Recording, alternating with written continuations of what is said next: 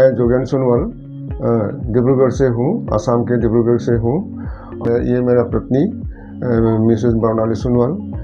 तो इसके घुटने का बहुत दिन से प्रॉब्लम था। 2019 से प्रॉब्लम शुरू हुआ था 2019।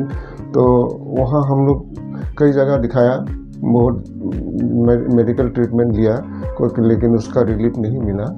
नहीं मिलने के बाद एक दिन हमको मिला तो उसका अपॉइंटमेंट है हमारा आशीष सिंह सर का।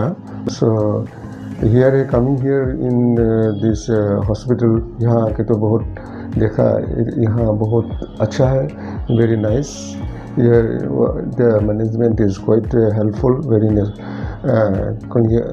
यूजफुल, मीन्स हम लोग को अच्छा लगा है। तो यहाँ के जो वातावरण है वो भी अच्छा है, ऑल आर वेरी हेल्पफुल। मुझे अच्छा लगा। तो हम चाहते हैं कि ये जो आप अभी घुटने रिप्लेसमेंट दोनों घुटने का हो गया है, ये अभी 2 दिन के बाद ही उसने चलना शुरू कर दी है। used to walk through his stick, and she is now trying like her level best to walk even more better.